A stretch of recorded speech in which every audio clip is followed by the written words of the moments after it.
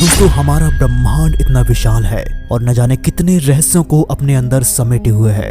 हमारा ब्रह्मांड तो क्या, सिर्फ हमारा सौर मंडल ही इतने रहस्यों को अपने अंदर समेटे हुए है कि उन्हें समझने में भी वैज्ञानिकों की पूरी जिंदगी निकल जाती है। कभी प्लूटो हमारा ग्रह हुआ करता था और हमारे सौर मंडल में पूरे 9 ग्रह होते थे। लेकिन जब वैज्ञानिकों को पता चला कि प्लूटो एक ड्वार्फ प्लैनेट है तो उसे सौर मंडल की गिनती से बाहर कर दिया था। लेकिन दोस्तों, कहानी अभी यहाँ पर खत्म नहीं हुई है, बल्कि ये खोज अभी भी लगातार जारी है कि प्लूटो के बाद आखिर क्या पाया जाता है। और आज की इस वीडियो में हम ऐसे ऑब्जेक्ट की बात करेंगे जिसके अंदर पानी के विशाल समुद्र मौजूद हैं और उन समुद्र के अंदर जीवन पनप सकता है। वैज्ञानिकों के अनुमान के मुताबिक इस ब्रह्मांड में 2 ट्रिलियन ग्रह पाए जाते हैं। अकेले हमारी आकाश गंगा में यानी मिल्की वे गैलेक्सी में अरबों ग्रह हैं और इतनी बड़ी संख्या के सामने हमारी पृथ्वी महत्वहीन लगती है। लेकिन इसके बाद सवाल उठता है कि क्या हम इस ब्रह्मांड में अकेले वास करते हैं और कहीं न कहीं एक और ऐसा ग्रह हो जहां पर जीवन पाया जाता हो। दोस्तों, अभी तक की गई वैज्ञानिकों द्वारा सारी रिसर्च इसी ओर इशारा करती है कि हमारे अंतरिक्ष का कोई अंत नहीं है, यानी कि इस अनंत दूरी पर फैले इस ब्रह्मांड में हम इंसानों के लिए बहुत से राज छुपे हैं। उनमें से ऐसा ही एक और राज है कि हमारे सोलर सिस्टम में आखिर कितने ग्रह हैं। वैसे तो हम सोचते हैं कि हमारे सोलर सिस्टम में केवल 8 ग्रह हैं, लेकिन ये बात पूरी तरह से सच नहीं है, क्योंकि जैसे जैसे समय के साथ इंसानी टेक्नोलॉजी इंप्रूव हो रही है, वैसे ही हम इंसान सोलर सिस्टम में दिखने वाले कई बड़े ग्रहों को ढूंढ रहे हैं। और यही वजह है कि 2005 से पहले हमारे सोलर सिस्टम में ग्रहों की संख्या करीब 9 हुआ करती थी। लेकिन सौर मंडल की बाहरी दीवार यानी कि कुइपर बेल्ट में वैज्ञानिकों को प्लूटो से भी एक बड़ा ग्रह हाथ लगा है, जिसका नाम था एरिस, जिसे 2005 में हबल टेलीस्कोप की मदद से खोजा गया था और आज के समय में इसे ड्वार्फ प्लैनेट का दर्जा दिया गया है। लेकिन आखिर इस प्लैनेट पर ऐसा है क्या वाकई में वहां कोई हलचल है या फिर वहां पर जीवन के कोई एविडेंस पाए जाते हैं? और आज कीमती स्पेस की इस वीडियो में हम इस बौने ग्रह के बारे में विस्तार से जानेंगे। दरअसल समय समय पर वैज्ञानिकों ने बहुत से पावरफुल टेलीस्कोप का इस्तेमाल करके बहुत सारे ग्रहों की खोज की है। लेकिन 2005 में हबल टेलीस्कोप की मदद से सोलर सिस्टम में एक और ऐसे नए ग्रह की खोज की गई, जिसमें सामने आया कि ये नया ऑब्जेक्ट प्लूटो से भी बहुत बड़ा है। और इसी नए ऑब्जेक्ट को आगे चलकर एरिस ग्रह का नाम दिया गया, जिसके बाद वैज्ञानिकों द्वारा एरिस को एक नया ग्रह का दर्जा दिए जाने की मांग उठाई जाने लगी। जबकि उस समय सोलर सिस्टम में ग्रहों की संख्या तकरीबन 9 थी और प्लूटो को 9वां ग्रह माना जाता था। लेकिन सभी वैज्ञानिक एरिस को 10वां ग्रह मानना स्वीकार नहीं कर रहे थे और इसका सबसे बड़ा कारण ये था कि उस समय हबल टेलीस्कोप जैसे पावरफुल टेलीस्कोप की मदद से ऐसे कई ग्रहों की खोज की जा चुकी थी जिन्हें कोई नाम तो नहीं दिया गया, लेकिन वो देखने में बिल्कुल ग्रह की तरह लगते थे।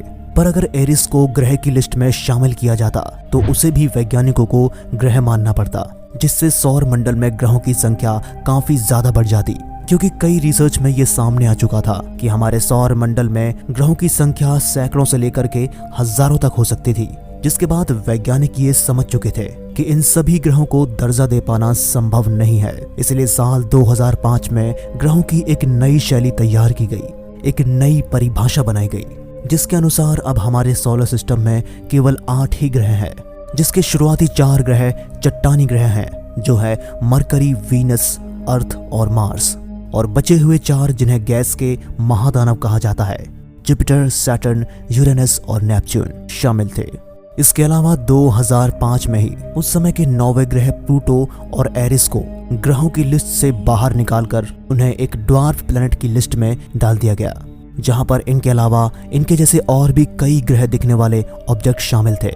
इसके बाद साल 2006 में ड्वार्फ प्लैनेट के लिए एक नई परिभाषा भी तय की गई, जिसमें कहा गया कि जो ऑब्जेक्ट अपने द्रव्यमान और गुरुत्व आकर्षण के कारण चंद्रमा की तरह गोलाकार बनाकर रख पाते हैं और उनका आकार इतना भी बड़ा नहीं होता है कि उन्हें ग्रह कहा जा सके, तब उन्हें ड्वार्फ प्लैनेट की लिस्ट में शामिल किया जाता है। लेकिन इसके बाद भी आज तक एरिस को ग्रह की लिस्ट में शामिल करने की बहस चलती रहती है।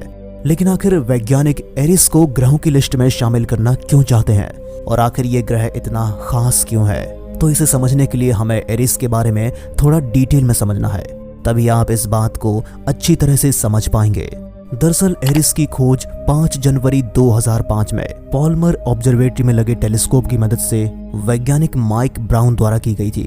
हालांकि इस खोज से पहले ही वैज्ञानिकों को इस ग्रह के हमारे सोलर सिस्टम में मौजूद होने के संकेत मिल चुके थे, क्योंकि जिस जगह पर ये हमारे सोलर सिस्टम में मौजूद था वहां पर लाइट काफी ज्यादा रिफ्लेक्ट होकर पृथ्वी पर लगे टेलीस्कोप तक पहुंचती थी, जिससे वैज्ञानिक ये समझ चुके थे कि वहां कोई बड़ा ऑब्जेक्ट मौजूद है।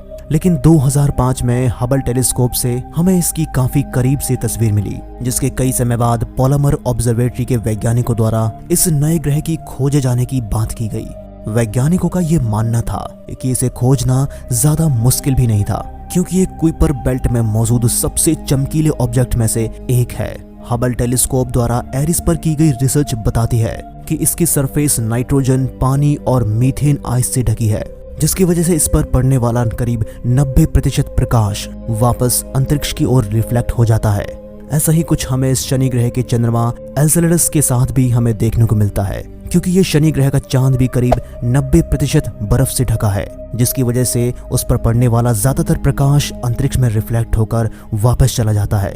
इसके अलावा वैज्ञानिकों द्वारा की गई रिसर्च में ये सामने आया है कि इसका इंटरनल स्ट्रक्चर नाइट्रोजन और वाटर आइस की अलग अलग लेयर्स से मिलकर बना है, जिसमें तकरीबन 50% हिस्सा प्योर मीथेन आइस का है। हालांकि वैज्ञानिकों को लगता है कि इसके कंपोजिशन में और भी कई ऐसी चीजें हो सकती हैं जिसके बारे में अभी हमें नहीं पता है, पर क्योंकि ये पृथ्वी से काफी ज्यादा दूरी पर है, इसलिए इसके कंपोजिशन के बारे में ज्यादा जानकारी इकट्ठा करना काफी ज्यादा मुश्किल है। एरिस हमारे सोलर सिस्टम के कुइपर बेल्ट में आखिरी छोर का हिस्सा है, जिसके कारण एरिस और हमारे सूर्य के बीच की दूरी तकरीबन 98 एस्ट्रोनॉमिकल यूनिट्स है, जो सूर्य और पृथ्वी के बीच की दूरी के करीब 98 गुना ज्यादा दूरी है। ये दूरी इतनी ज्यादा है कि सूर्य के प्रकाश को भी यहाँ तक पहुँचने में करीब 9 घंटे का समय लग जाता है। अब क्योंकि ये सूर्य से काफी ज्यादा दूर मौजूद है, इसे सूर्य का एक चक्कर लगाने में करीब 558 सालों का समय लग जाता है, यानी कि यहाँ का एक साल पृथ्वी के करीब 558 सालों के बराबर है। 2010 से पहले की गई रिसर्च में वैज्ञानिक इस नतीजे पर पहुंचे थे कि एरिस ग्रह सोलर सिस्टम में 10वां सबसे बड़ा ऑब्जेक्ट है, जो कि प्लूटो से भी काफी बड़ा है। लेकिन कई वैज्ञानिक इन रिसर्च को गलत साबित करते थे, क्योंकि उनकी रिसर्च में इसका आकार प्लूटो से काफी छोटा आता था। इसलिए 2010 में कई वैज्ञानिकों की टीम ने मिलकर हबल टेलीस्कोप की मदद से एरिस ग्रह पर एक डिटेल रिसर्च की, जिसमें यह सामने आया कि एरिस का डायमीटर 2326 किलोमीटर है, जो प्लूटो के डायमीटर 2338 किलोमीटर से कुछ हद तक कम है। यानी कि इस रिसर्च में यह साफ हो गया कि एरिस प्लूटो से बड़ा नहीं बल्कि छोटा है। लेकिन फिर भी एरिस हमारे सोलर सिस्टम में प्लूटो के बाद दूसरा सबसे बड़ा ऑब्जेक्ट माना जाता है। यानी कि अगर हम वापस से प्लूटो को हमारे सोलर सिस्टम का 9वें ग्रह का दर्जा देते हैं, तो एरिस अपने आप हमारे सोलर सिस्टम का 10वां ग्रह बन जाएगा। इसके अलावा एरिस के पास एक पतला एटमॉस्फेयर भी मौजूद है, जिसमें ज्यादातर मात्रा में मीथेन और नाइट्रोजन मौजूद है। हालांकि शुरुआत में जब एरिस की खोज हुई, उस समय वैज्ञानिकों को इसके चंद्रमा के बारे में पता नहीं था, लेकिन कुछ समय पहले की गई रिसर्च में ये भी सामने आया था कि एरिस के ऑर्बिट में एक चंद्रमा भी मौजूद है, जिसका नाम है डायसोमनिया, जो कि एरिस के आकार का करीब 30% है। यानी कि डायसोमनिया मून का डायमीटर 250 से लेकर 300 किलोमीटर तक हो सकता है। बल्कि कई वैज्ञानिकों का तो ये भी मानना है कि एरिस की मोटी बर्फ की चादर के नीचे लिक्विड वाटर के समंदर भी मौजूद हो सकते हैं, और अगर ऐसा है तो यहाँ पर जीवन की संभावना भी काफी ज्यादा बढ़ जाती है, क्योंकि हमारे सौर मंडल में ऐसे कई चंद्रमा हैं जो ऊपर से बर्फ से ढके हैं, लेकिन उनके अंदर लिक्विड पानी मौजूद होने के संकेत पाए गए हैं, और वहां पर भी जीवन की संभावना जताई जाती है। ऐसे में वैज्ञानिकों को भी लगता है कि शायद एरिस की बर्फ की मोटी चादर के नीचे लिक्विड पानी मौजूद हो सकता है, जिसे इसकी कोर से गर्मी मिलती है। ऐसे में संभावना है कि इसके अंदर कोई माइक्रो ऑर्गेनिज्म लाइफ मौजूद हो, लेकिन अभी इस बात को साबित करना तभी संभव है जब हम किसी स्पेसक्राफ्ट को इस ग्रह तक भेज सकें। लेकिन ये ग्रह हमारी पृथ्वी से बहुत ही ज्यादा दूरी पर है, इसलिए पृथ्वी से स्पेसक्राफ्ट को उस ग्रह पर पहुंचना और वहां से वापस हमारे पृथ्वी पर बैठे वैज्ञानिकों के पास इंफॉर्मेशन पहुंचना काफी ज्यादा मुश्किल है। और हमारी अभी की बनी स्पेस टेक्नोलॉजी इतनी ज्यादा ताकतवर नहीं है कि वो इस सरफेस की डिटेल्ड इमेज को कैप्चर कर पाए।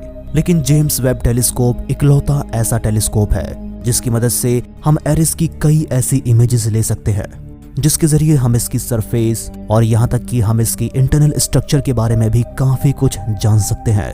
लेकिन इसके अलावा भी ऐसी बहुत सी बातें हैं जो एरिस के ग्रह की दावेदारी को मजबूत करती है और हो सकता है कि दोबारा से भविष्य में वैज्ञानिक इसे अपने ग्रहों की लिस्ट में शामिल कर ले।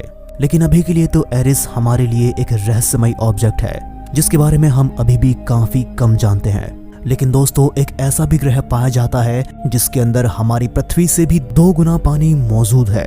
इसे जानने के लिए आप इस वीडियो को देख सकते हैं और ब्रह्मांड के ऐसे ही रहस्यों के बारे में जानने के लिए हमारे चैनल कीमती स्पेस को सब्सक्राइब करें।